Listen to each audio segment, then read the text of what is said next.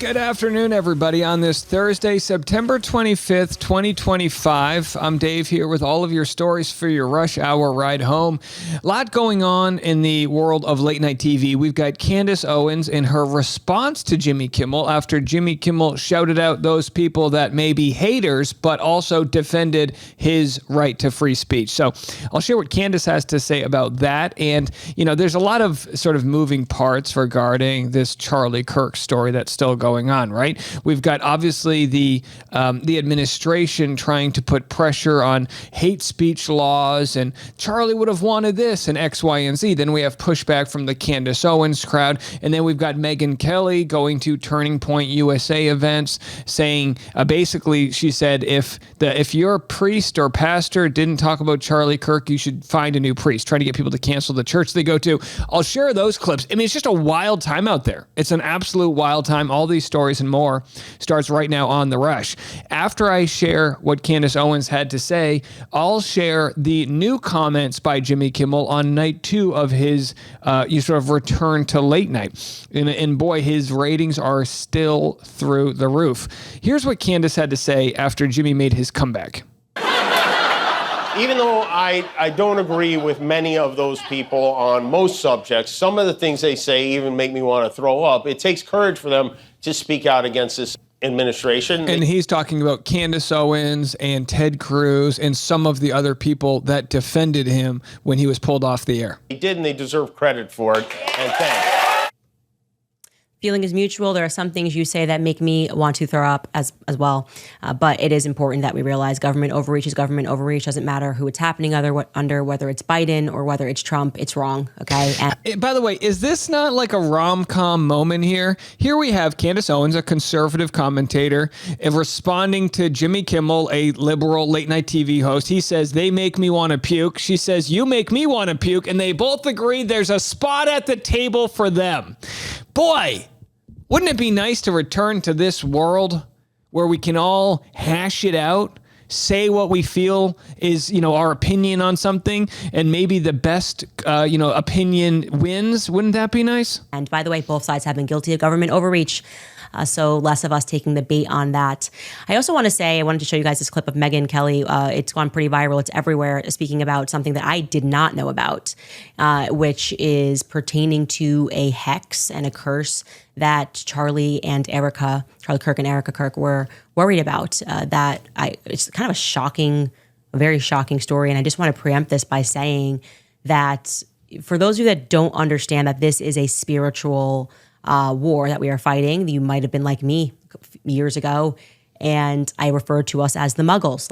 Of course, there are people who believe in all of this stuff, and there are people who put spells on people, and they are meaningful. They follow numerology, and it's serious. That is serious, and you think that it's not because they have made our society so plastic and there's no substance anymore. Okay, so she's referring to a newspaper, like a blog, made an article days before Charlie Kirk, the shooting, where they said they were a witch and they put a spell on him. This, to me, I disagree with Candace. She's allowed to have her opinion that these hexes are real. And I'm not saying that a hex wouldn't be real. Don't put one on me. Don't make me sage my studio here, my mobile studio setup.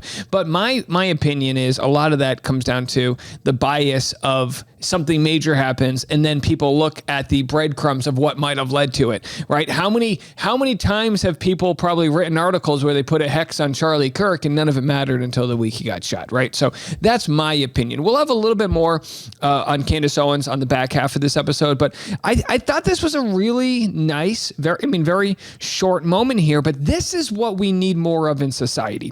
A government, imagine if the president did what Candace Owens just did. Imagine if the president said, you know what? And again, of course, why would he? He's one of the reasons why Jimmy Kimmel was taken off air. People don't want to believe that. They want their head in the sand. But it was government overreach. Candace Owens just said it. It was government overreach.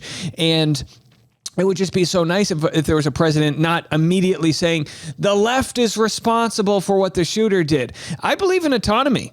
I believe that the only person responsible for what the shooter did is the shooter. And we should look at why so many young white men do this. because that's really the case. We're going to get into Megyn Kelly in a little bit. I know, hold on, it's a real bingo card game of who's who in the conservative world. Megyn Kelly, Candace Owens. We're going to get into what Megyn Kelly had to say regarding how it's proven that the shooter had left-leaning ideologies. I still haven't seen any evidence whatsoever other than he was dating a man who was transitioning into a woman. I don't know how that means someone's left-leaning. I don't mean to play dumb, but that just doesn't make any sense to me. I believe you're sort of born with whatever your sexual identity is. I don't believe you're born with a political identity. I think that comes from mainly your parents until you reach a certain age. So many times, right? So many times they say, oh, you go to a college and they change your way of thinking. They implant, and don't get me wrong, I'm sure there's a lot of ideologies that come through college that are kind of like eye rolling. But this idea that you change who you are, maybe college is the first time you're able to start thinking for yourself and not parrot whatever your parents told you to think. Even parents with good meaning, they tell you what to think, right? You grow up in a conservative household, you're probably conservative until you're met with the decisions and life choices to possibly change your opinion, or vice versa.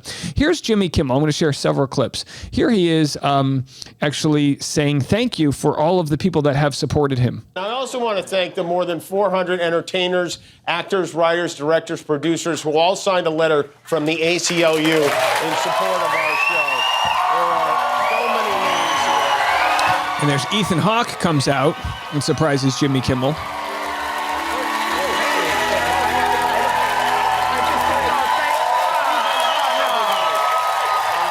A standing ovation for Ethan Hawke. I'm not supposed to be out here yet. I heard you talking about the letter of endorsement. I want to let you know right here, man to man, face to face, what an honor it was to sign this letter. It was one of the great privileges of my life. Thank you. So there it is. And I know it might sound silly for, this is all of the liberal elites in Hollywood signing a letter, but whether it's a bunch of actors or a bunch of, coal miners, does it really matter who's signing a letter? Like, we should all be on the same page of how important this issue is. Speaking of how important this issue is, this is a slightly different reason why what I'm about to share with you. The ACLU posted this TikTok of Jack Parr. He was censored by NBC in 1960 and walked off the set as host of The Tonight Show. He quit. He just quit. And what's interesting about this is the reasons were different than why Jimmy Kimmel was kicked off air. But what was said by Jack Parr was actually repeated by Jimmy Kimmel when Jimmy Kimmel made his return. So here's Jack Parr after several weeks of being suspended. He walks off air, and then he was, I believe, he was censored. I guess a bit that he was going to run, they wouldn't air, and it was such a big deal to him that he walked off the air. Here's what Jack Parr said, and then I'm going to share what Jimmy Kimmel said. Jimmy Kimmel paying respect to Jack Parr, and really for being brave to stand up to people that were trying to restrict his speech.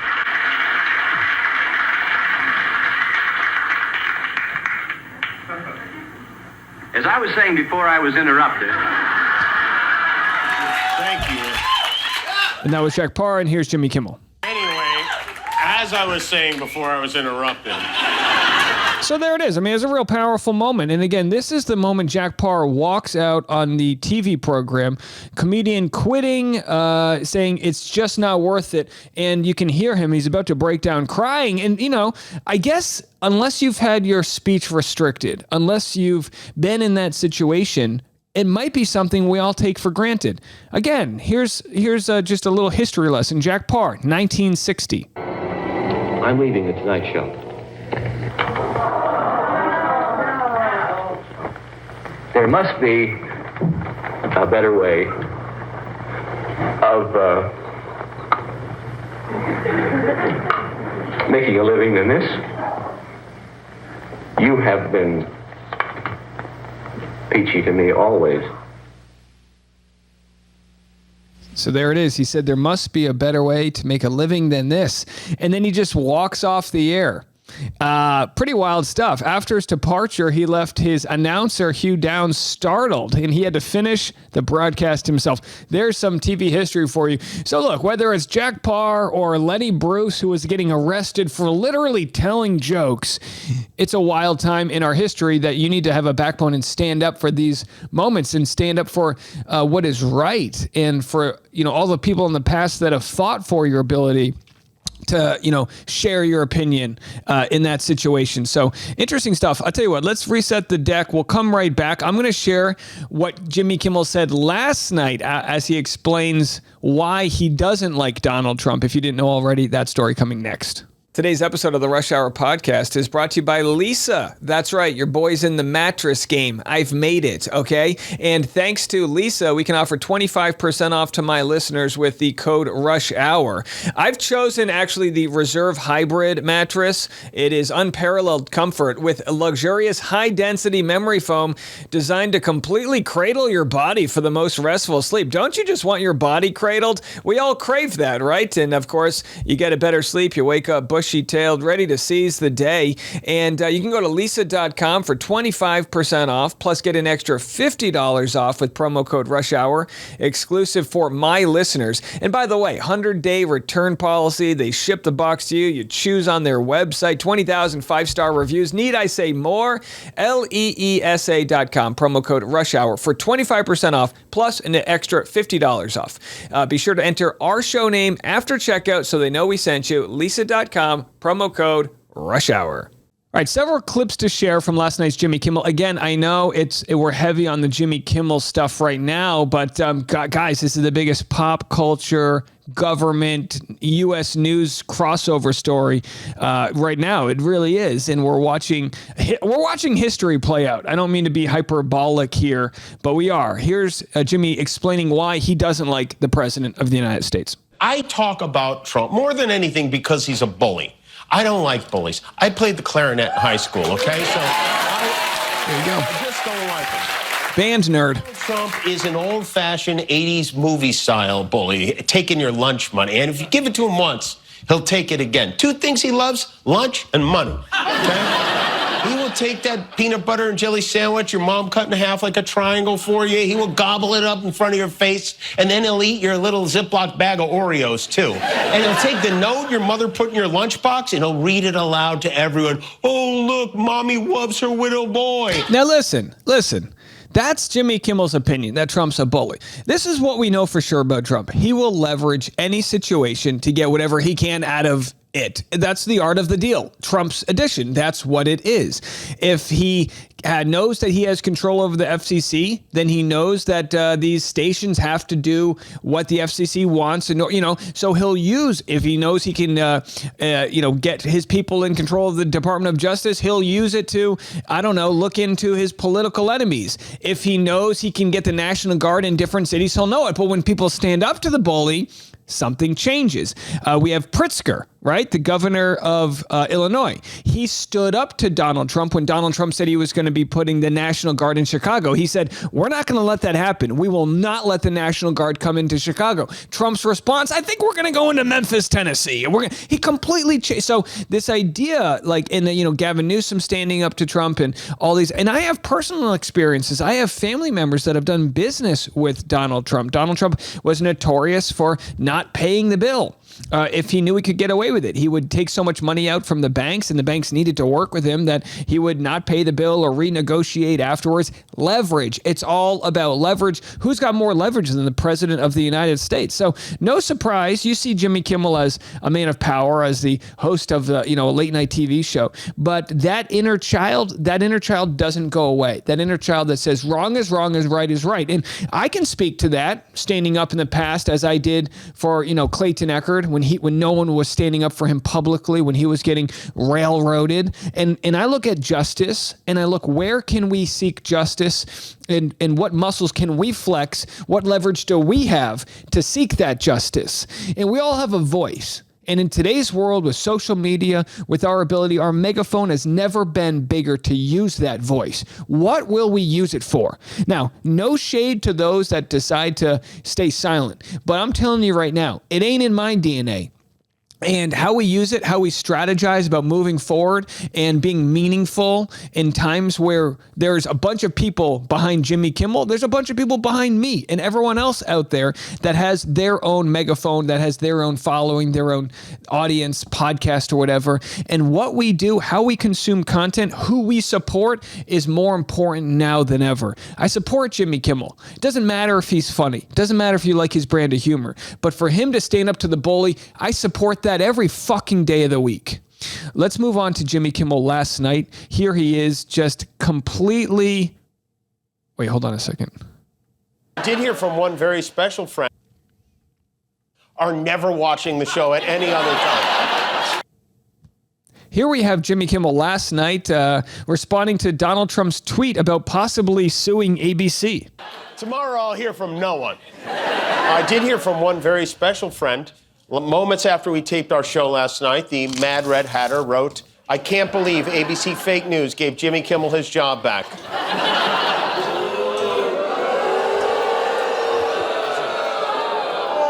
You can't believe they gave me my job back. I can't believe we gave you your job back. It's a good bit. And there's more. The White House was told by ABC that his show was canceled. No, they weren't. Something happened between then and now because his audience is gone and his talent was never there. We're right here, Jimmy. That I can't argue with. Shut the up. The freedom of speech is only for me. It's a joke. You do not interrupt the president.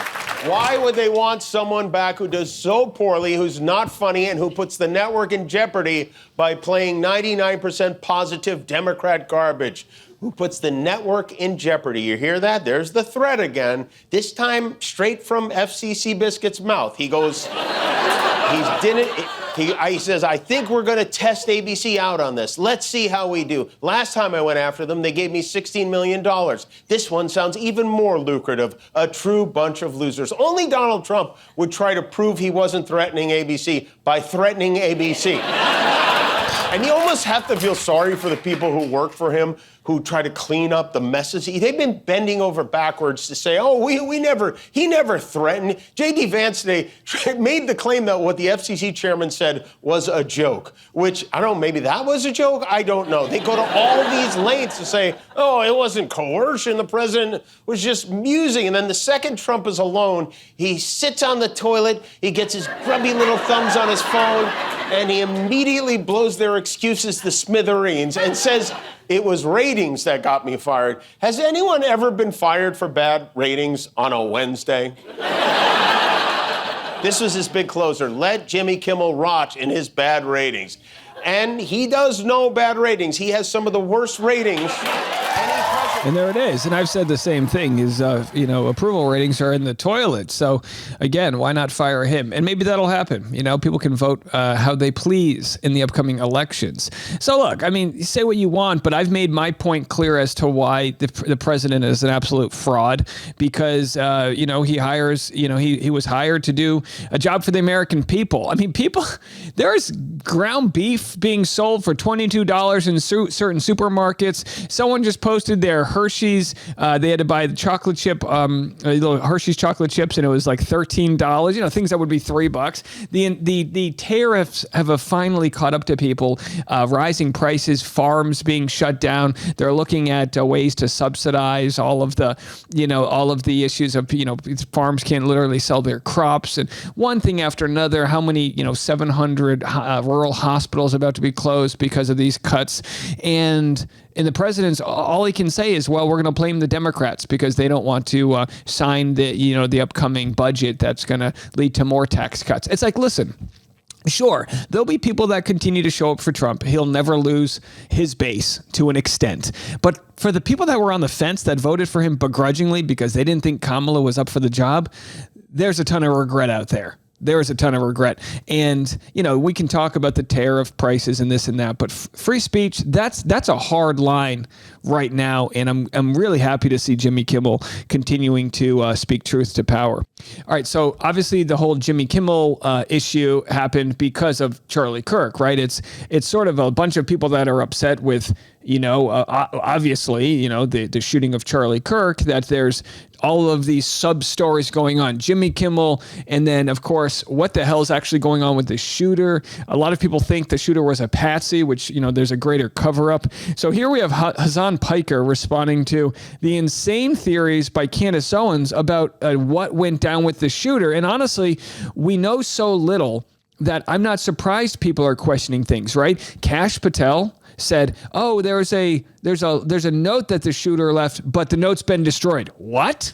So again, with a lot of conspiracies, Earth is flat, you roll your eyes. Certain conspiracies, you go, all right, whatever. With this, it's like, until they actually prove to us that they're telling the truth, I don't blame people for having conspiracies. There's, hundreds of different videos online of expert shooters saying the bullet would have come from a different angle and it would, the bullet side, all of these different things. I don't blame people. Candace Owens is running around talking about a trap door potentially. Is she insane, or is she the most sane out of all of us? Oh my God. Almost exactly behind where Charlie was sitting. Here's that, maybe it's a water pipeline, I don't know. And they told me that was a trap door. Now, I'm not implying someone, popped up and shot Charlie. I'm just implying that there's an entire underground there. So I'm wondering if the federal government has explored the possibility that somebody could have been under Charlie and done that. While everyone's looking around and thinking that a shot went off from here, if that was just maybe like decoy number 2, and actually Charlie was shot from beneath him, which then could maybe explain why there was no exit wound. Again, I'm theorizing because I have a right to. I have a right to think. She does. She has a right to think. Yo, she has a right to think. That's true. Hey, more power to Candace Owens. She has a right to think. That is interesting to me. Where does it go, right? That's an interesting question. Maybe everyone's looking up when we should be looking below. When the administration is so desperately attempting to create a profile of the shooter that will allow them to stamp out any sort of leftist opposition, it is so hard for me not to lean into these guys who are very clearly destroying that narrative every single day. Yeah, I agree. We saw this right away. The governor of Utah, the shooter was left-leaning. And then the more they look into it, there's reports. There's really no reason they're left-leaning. And then people go, oh yeah, but the shooter was dating a man transitioning into a woman. I don't buy it. I don't buy that, right?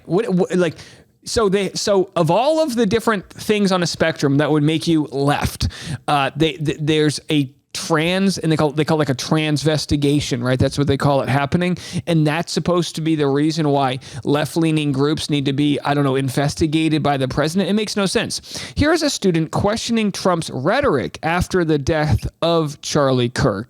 Megyn Kelly was hosting Turning Point USA event on behalf of Charlie Kirk, and it quickly turned into a shouting match. Here's the question by the student at Virginia Tech University. Why you support a president who contributes to the rhetoric that got your friend Charlie killed. We saw his rally recently. He said, "I hate my enemies." Stephen Miller said similar things. How can you support him when he contributed to what got Charlie killed? Now, before she answers, I'll say this. Like I said before about autonomy, I don't believe rhetoric can be blamed for somebody getting killed. The shooter pulled the trigger. That's the only person to blame. With that said, you can tone down the rhetoric.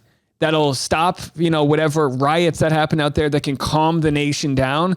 And given any chance in the world to calm the rhetoric down, I think you should take it. Now, of course, we're seeing the exact opposite from the president. Assumes facts, not evidence. What you said is not true. 70% of political violence is committed by Republicans. Okay. Look it up. That's not DOJ true. just pulled it. The DOJ just pulled it from their website. And he's right. The large portion of violence comes from right-leaning militia and extreme right. So I'm going to clarify, because I'm not blaming the right, just like I'm not blaming the left. But the danger is the extremes. The extremes, whether it be an extreme left nut job or an extreme right nut job. I'm not blaming whatever ideology. If you're on the right and you want small government or all of the things that conservatives wanted before Donald Trump changed the Republican Party, which he did, you have him to blame for that if you are a Republican. Before that, it's like you would want small government. I don't blame you for what some crazy person did in the name of right versus left. So here's Megyn Kelly. I mean, she's taking hard stances on, canceling your church if they didn't mention Kirk. What? I think if your pastor didn't say anything about Charlie Kirk on the Sunday after he was killed, you need to find a new church. I think that's ridiculous. The politicization of church is absolutely insane. Absolutely insane. We're like Jesus Christ had a message, right, that he would give.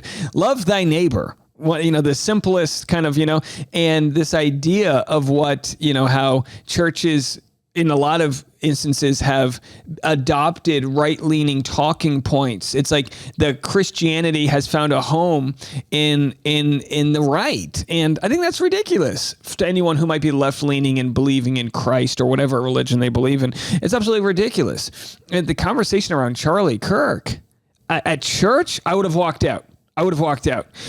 So you'll see people boycotting for one reason or the other. It's a divisive issue. Absolutely. We can agree on that. So let's move it on to our, by the way, before we get out of here, is now ever the time to join YouTube? How about this? Logan Paul shows off his new pad, $32.5 million Puerto Rican mansion. Yeah, that's right. You move to Puerto Rico, you don't pay federal income taxes. I think that's how it works. I'm not a CPA, but I mean, think whatever you want about it. Maybe Puerto Rico should become a state, so people have to pay their taxes and can't afford a $32 million home. Maybe it would downgrade them to a $15 million home. Either way, hey, he made that YouTube money. That's for sure. And a lot of it came from Prime, but everything he has in life, him and his brother, came from joining YouTube. Speaking of YouTube, no YouTube University this week. Normally, the last 3 weeks, I've done it on Thursdays. It's my private membership community we've started here on YouTube. It's just my way of answering people's questions about how they can start their YouTube channel. It's been life-changing for me, and it's been life-changing for a lot of people, and everyone has the ability to share their voice and share their message. YouTube's the only app that I know that exists that is a complete revenue share. So as YouTube and Google continue to make money, you can too, by sharing, information and entertainment about whatever you love. That's just, something to think about leading into 2026, in a world where automation, AI is taking over, there might not be many jobs left, but I think there'll still be a home on YouTube, at least for the time being. So anyhow, that's our updates for today. I appreciate you guys listening to me rant about this First Amendment stuff. You have to remember, this is a big deal, right? We lose this war right now about, opposition being taken off air, whether it be ABC. YouTube's around the corner. There's absolutely going to be a way that Trump would be able to leverage YouTube. And obviously TikTok is being bought by Oracle and going to be controlled in part by the government, even though they say it'll be independent. So you're going to lose your voice there. I mean, the chips are falling, folks. And to see people stand up for Kimmel on both sides of the aisle, this might be the thing that brings us together. It really might. Okay, I'll be back tomorrow, Friday, to have some fun content for you, but I appreciate y'all sticking around.